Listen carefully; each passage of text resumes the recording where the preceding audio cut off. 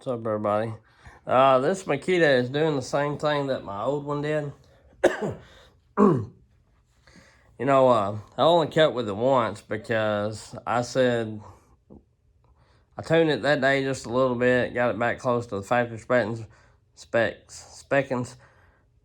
close to the factory specs, and I stated that it just wasn't running right. I even leaned it out some on the higher side, and put the low like what you're supposed to, because it just didn't feel like it was turning over the right RPMs. And I went to start it, and how I can tell that something wasn't exactly right is when I parked it. I know it had to have gas in it because I filled it up and I did not run a full tank out of it. I mean, I only ran it, one cut, two cuts, that shouldn't have been empty. And when I picked it up to start it just a minute ago, it was plumb bone dry. And I didn't, I turned the choke back off. And if you look, there's gas coming out the bottom, both ports of the exhaust. So the deal is, that's what my other one did. And I think something's hung open in the carburetor. I don't know exactly what causes it, but I ordered two, back when I thought about getting this saw, and even before, I went ahead and ordered two of the Zama carbs that fit this saw because they'll fit a 372. And I thought, man, that's all right there, fitting a 372. And it is all right. It's awesome. But the deal is, once again, this one's leaking gas. So I'm going to take, I ain't saying I'm scrapping this carb, but I'm going to take this carb off and put one of the ones,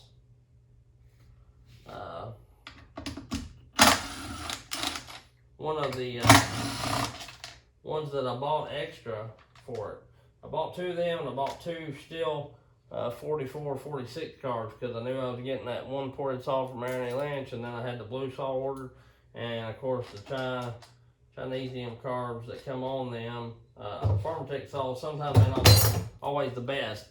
Some people have pretty good luck out of them. I've never been one of those people. I can get them to run, but they never do run quite as well as what the stock factory one will. They'll tune out and run somewhat right, but they don't ever run quite as good as what a factory one does. And these things are kind of funny. This rubber boot sits in here. You got to push it down. The best I remember from the last one I done, and I don't know if this screws in somewhere. Possibly. These two screws back here fit it. I don't know. I said there was two screws. Maybe they just snap. It's been a minute since I've messed with this. There it is. Yeah, they just snap. Then of course, then you got your rubber boot that sits on the carburetor. This rubber boot is really on there, the best I can remember. Yeah, it is. Yeah, it's really on there, and it's got a few little fines in it. Nothing just terrible, but it ain't nothing right. It ain't nothing spectacular. I may end up putting a green weenie on this weenie if I can get one to fit, because this intake horn is pretty small. I'm trying to get this rubber out. Well, you gotta take the friggin' clutch cover off and get that sucker out. These saws are built fairly decent. The only thing that I'm not just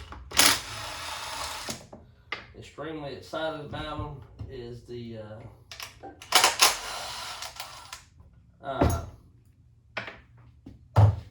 the chain deal. But other than that, I mean, you know, these are a well-made saw, and they run good for what they are. You know, they are way ahead of their time. From what I, you know, what I can see from them.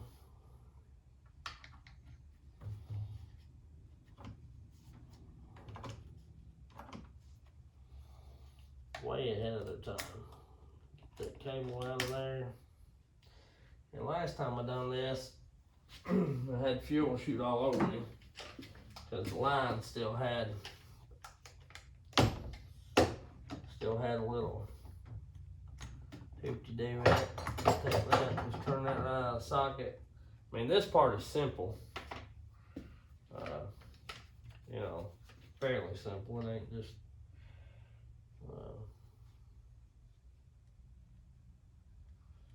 I always try to push my lines off, not pull them off. There's that one with fuel in it. Of course, it leaked out, but not terrible. That line kind of feels soft, but not terrible.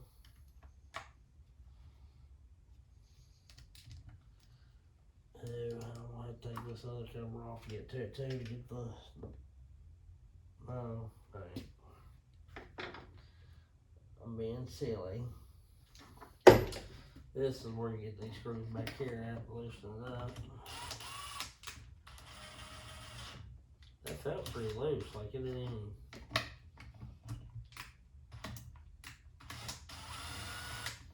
This is tightened up, right? I got two little holes back there to get to your screws that hold your carb on. These two little holes right here, they're right behind the two little clips you push up, right? So I'm gonna change and put some rubber gloves on because I really don't like smelling like gas. And I don't know how much you can see of that. I mean, it's really no different changing any other carb, but you know, 7 minutes of me jabbering and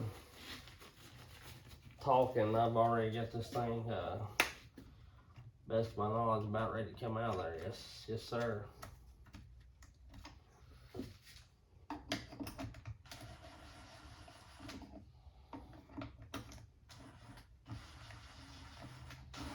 I ain't saying things ain't gonna be a little tight on you. I ain't saying that at all.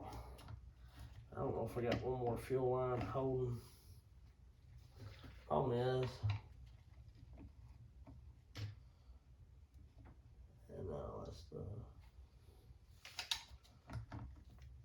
oh, there is one more line holding, okay. I just gotta remember where these suck eyes go. That's the impulse line that comes out of the tank. That must be the return line on the bottom. The red line goes right here. Yeah, right. And you can get that out. It's got two sleeves on it. You don't want to lose them. And then you can get to this fuel line pretty easy. At the bottom, I guess it's the pulse line. Right, yeah, I don't know, maybe it feeds it. I don't know. I don't know lines and where they go and all that. I just do it, you know what I'm saying? Just do it.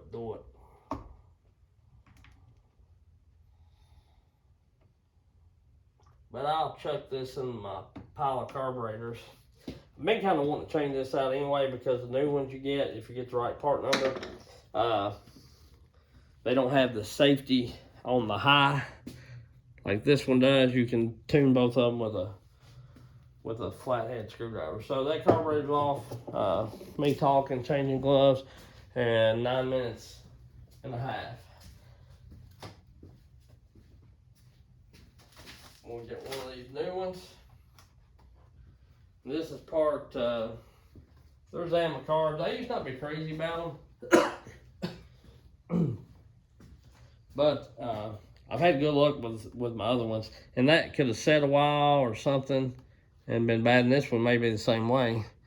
But this is the part number that'll interchange. This will work for a 372 OE, I should say. Everything is really, really similar. And this will work for these, even if it doesn't match your part number. The difference is, like I say,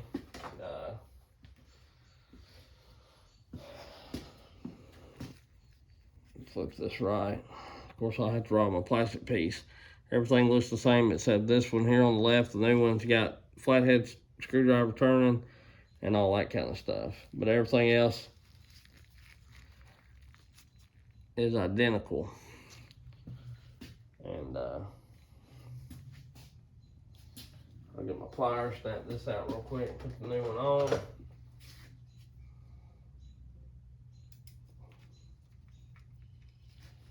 Put that down.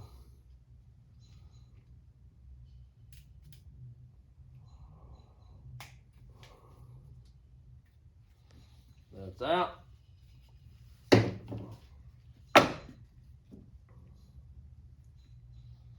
Get me on the daggum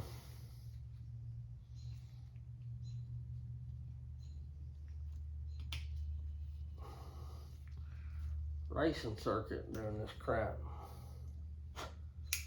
All right. This bottom line right here. Wraps around and hooks on this. Ooh. Did have to change that out. What did I do last time? Did I change that out? I don't know if I did or not.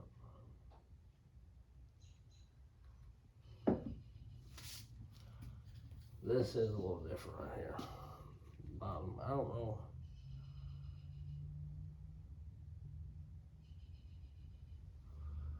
I think I may put this bottom plate on it. Let me look at my old car. Did it down a long time ago. I can't remember exactly. I've got it over here. That's not it.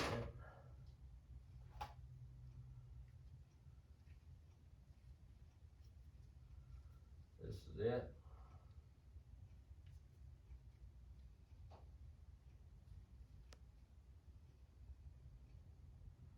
Yes, sir.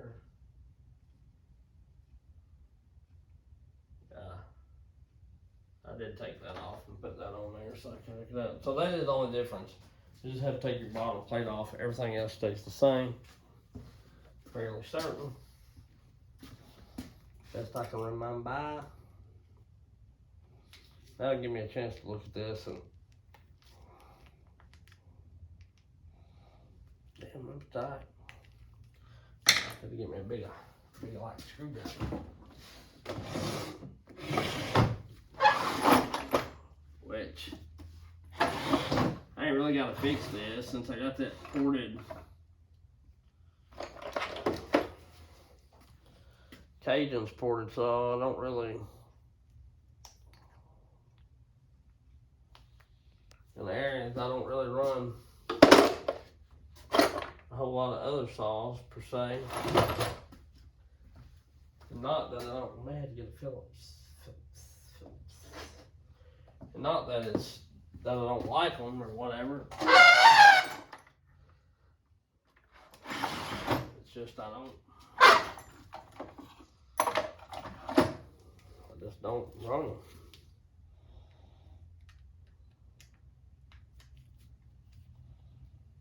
Them was in there. That broke loose. That broke loose.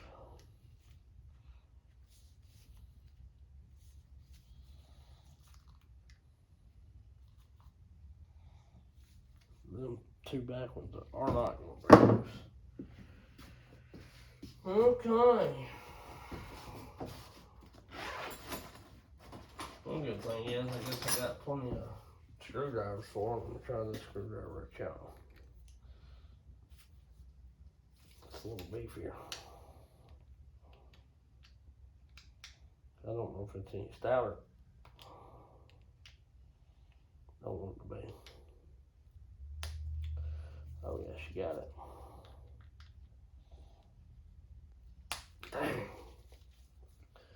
Never know them to be that daggum tight.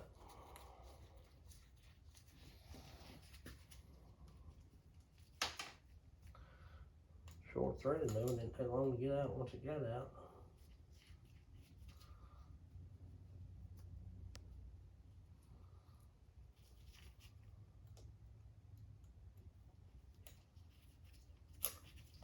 And it'll give me an opportunity to kind of see what's going on with this.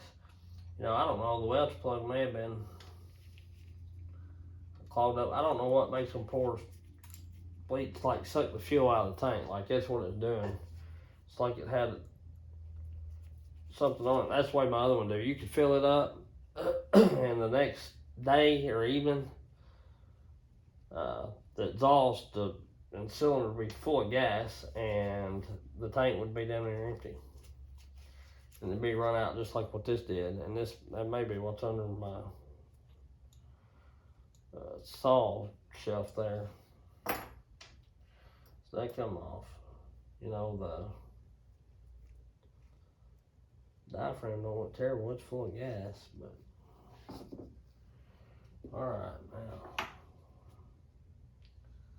Dadgummit, I don't remember which way that come on or off.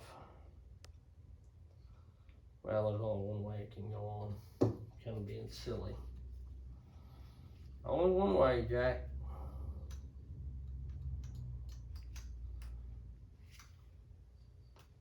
See, these weren't as tight. I mean, they're tight, don't get me wrong, but not.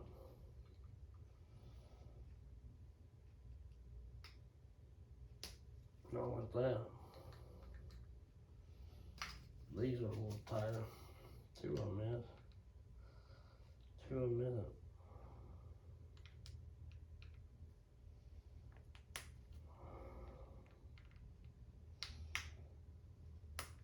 Yeah, still wasn't as tight, so. And I, you know, of course I ordered this saw and they're gonna quit making them or they already have, so I don't know how old it was. I don't even know where to find the tag on it to where it tells you. I don't really care. Like I say, I was aimed to get this saw ported because I really like my other one. But honestly, this Domar or Makita or whatever is not as comfortable as the Husqvarna is. You still feel quite a bit of rattle. It's got plenty of good anti-vibe when you're in the cut, but you feel a lot of rattle in the handlebar if you're just holding it like it was out there revving up. The saw started, but of course where it was, everything was full of gas and everything. The exhaust, it was blowing smoke like crazy. But it just, even though it just don't have does not have the smoothness of the 572, 562, any Husky saw for that matter. Even the older 372s are fairly smooth compared to that. And you know, that 500i beat the 590 or the 390, excuse me, and the 660 still. You know, was cutting with them or edging them out by a second or so. And that 572 beats the 500i by a couple seconds. And so, you know, that 570 to me is cutting like a 660 or a 390. I haven't done it, but I just about would bet you get a stock 390 and a stock 660, and that thing's going to outcut it. I think it'll outcut my 661 pulling a certain, you know, that I had pulling a certain length of bar, and maybe even on a long bar. I don't know. I haven't tested. I'll have to test it. But yeah, it you know.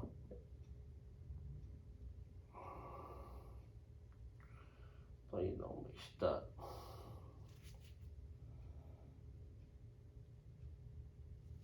It's gonna be.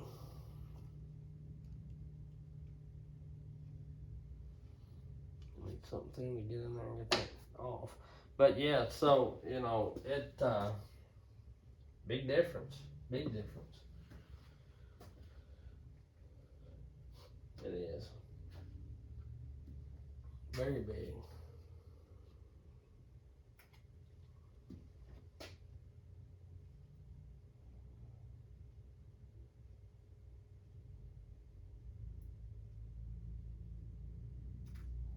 Ah, don't break. Don't poke a hole.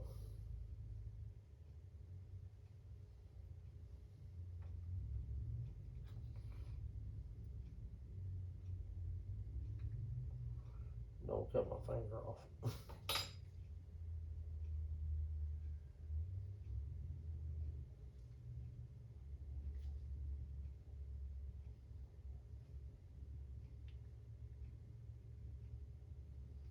Come on, baby. Here you go.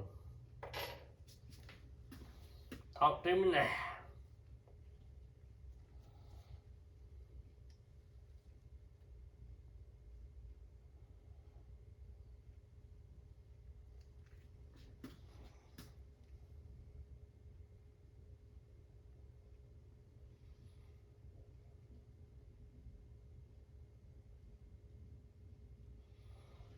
Let's look at this diaphragm compared to that one.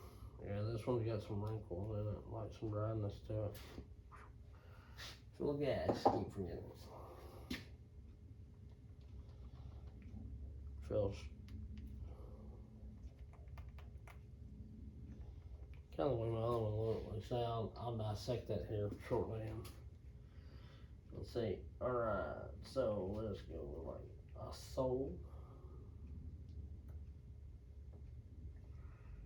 So it's all lined up.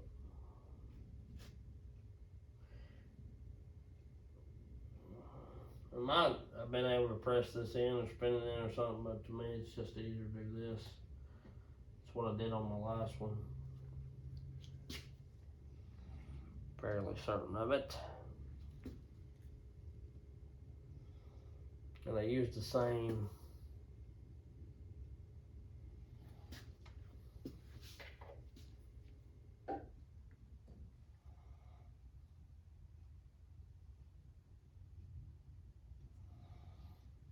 deal. But anyway, put these screws back in here.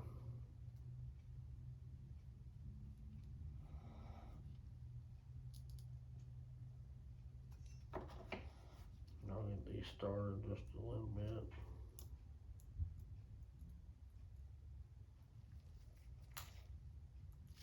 And on cross thread. Shaking like a dog shitting peach seeds. Goodness.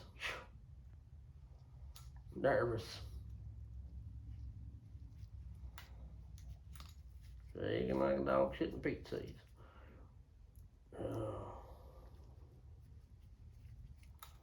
And like I say, I don't know if this will fix it, but it can't hurt. I'll grab. If it don't, I'll just grab the other one.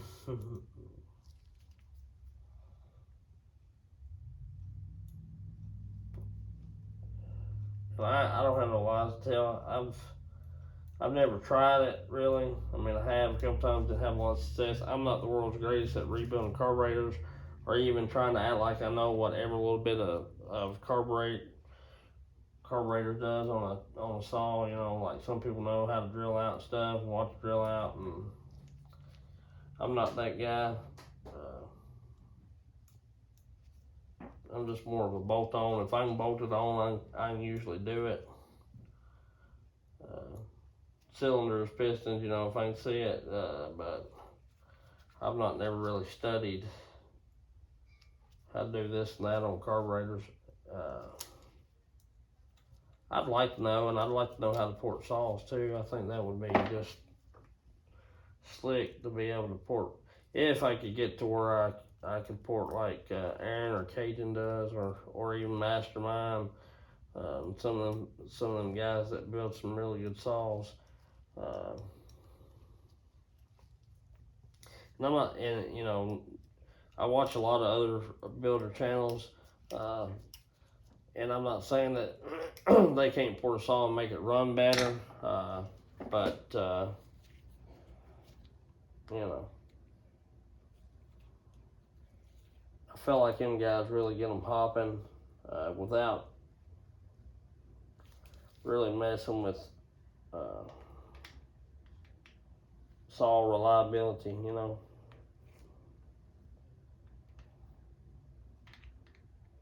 In a sense.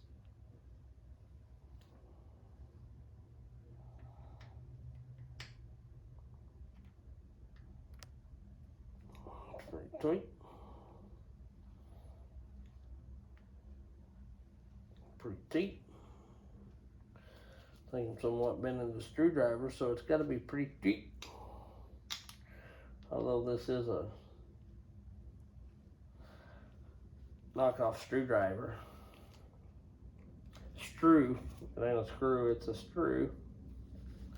Yeah, boy. All right, got her back right. Now, this little long black line coming up goes right here at the bottom. And I'll show this real quick for, you got 3 lines, all right.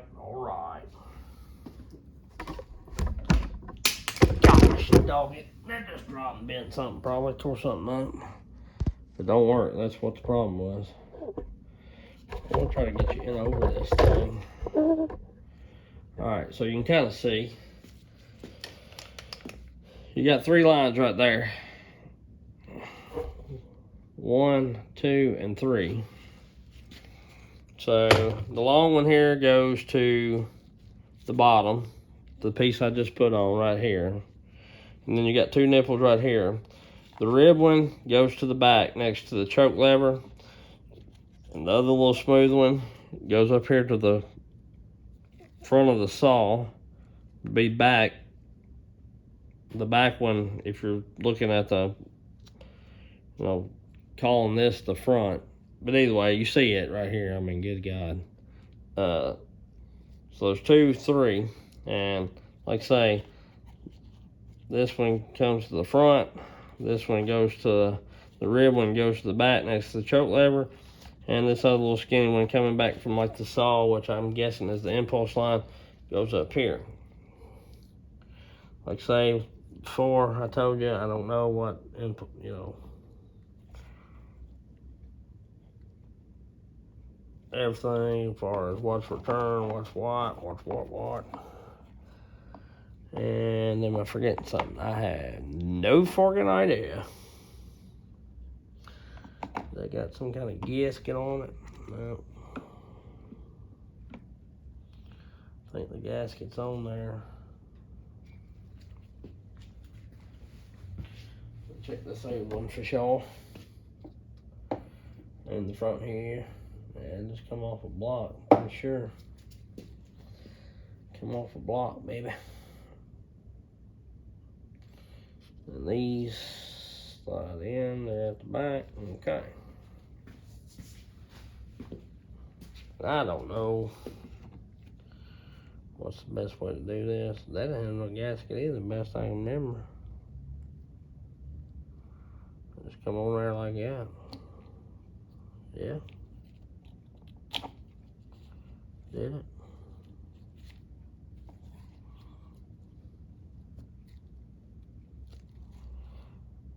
Well, I guess it did. That's what I'd be. Been under that. Like a so. The usual set. This little iron horn's got a little tit that sets down in there. Little tit on the air horn that sets it down there. I'm gonna push these screws kind of towards the back for right now, so they ain't hitting. Then I'm gonna get this fuel line worked in here, and then get this booger worked in this rubber mounting right there. It went in. Then I'm gonna check stuff. This line, make sure it's where I want it.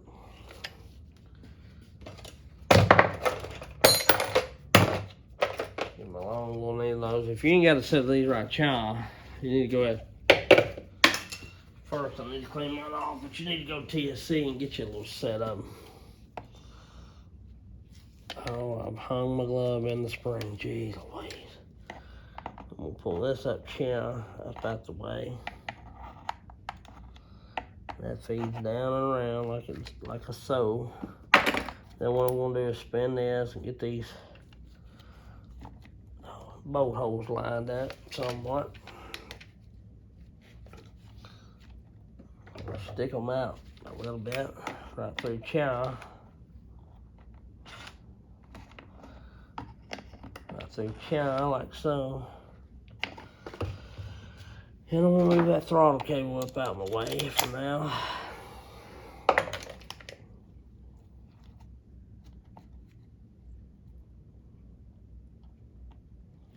I think it's the hole, and I'm gonna slow roll these in here. See if they bite, make connection with something. They feel like they are. Feel like they did.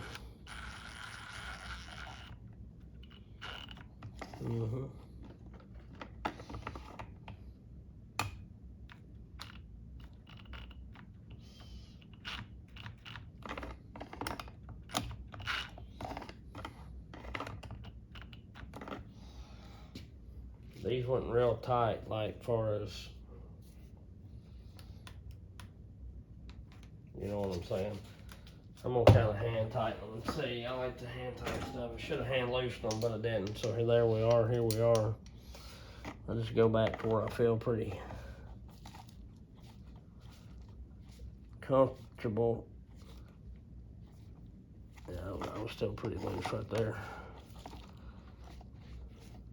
This one was a little tighter feeling.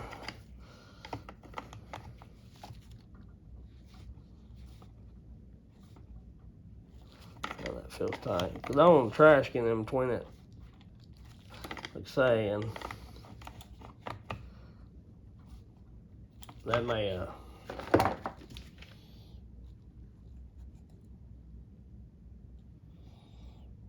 yeah, I can see them both protruding through now, so that's probably got a good seal on it anyhow, and that's fairly good. I didn't see no gaskets in there, and that could be a problem in itself. I have no idea. Now you're gonna take them long pliers, what you had. Get this little booger gap back right. I'm gonna try to flip that throttle linkage up. If I can get my big hand in it. Now there we go, got that. Oh boy, she's got throttle. Then I'm gonna use this and my light here just to be able to guide the hoses on. I'm not really gonna pull or tug with them. I'll do that with my, well, I may do it with my pliers.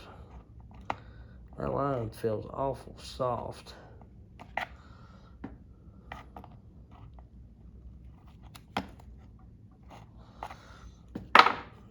For sure. She's got a pretty good kink in her. She's got a pretty good kink in her there, Bob. All right. I don't know what the hell. Grab her down low and just work her on slow. Not trying to bite too much. Oh, and then when she gets some of that gas on her, she's all lubed up. She's in there. Then you take this little booger and you flip her. I don't know if y'all see any of that or not. Yeah, not much, but a little bit of it. You'll get the gist of it. It ain't hard. If I can do it, just about anybody should be able to do it. Now there you go. Now you take your a choke lever. You put her in there. Which way did that sucker spin? Maybe I need to flip a choke back. Flip a choke back right there. That choke lever goes like this. So I'm gonna hook her in there Bada boom. There's your choke. Then you got your fast idle. And you ain't hitting jack diddly shite. I had a few fines in the air horn I should have blew out before I started this mess. So anyway, there's the gist of the carburation change on the, should work on the 7300, 7900, 7910, any, Dolmar Makita model like this. Like I say, there's your part number again. If I got it right here. Bada bing, bada boom. Ordered it off eBay, wasn't too bad. Carburetor wasn't too bad. I think it was like 60 bucks, something like that. 50 bucks, I don't know. Then what I always do is, now that I don't have to have that special funky wrench, I always take and check, make sure that these are set at the correct factory specs, which is about 1 turn out. So we're kind of cattywampus here, close to straight up and down. Ooh. Ain't but about 3/4 on the low, if that. So what I'm gonna try it, because that's factory specs. Let's see where we're at on this high. That should be 1. I had to be about 3/4 out, 7/8, 3/4 on the low on that other carburetor. And if I ain't mistaken, on my old Makita saw, on the low I had to be about 7/8, 3/4. Not quite full turn on these, but each saw is different, so check your own saw. So we're about at the 1 o'clock mark. Oh shit. But I remember we're at 1, so come back, we're back about at 1. So that's 1 turnout, just like I claimed it should be. And I'm gonna leave it like that for now, and I'll go from there on the low and all that kind of stuff. And pretty much you just put it back together, and when I get done, what I'll do is put that carburetor there back together. So if I ever want to rebuild it and all that kind of stuff. Catch you on the next one. This video is long enough, but this may help somebody.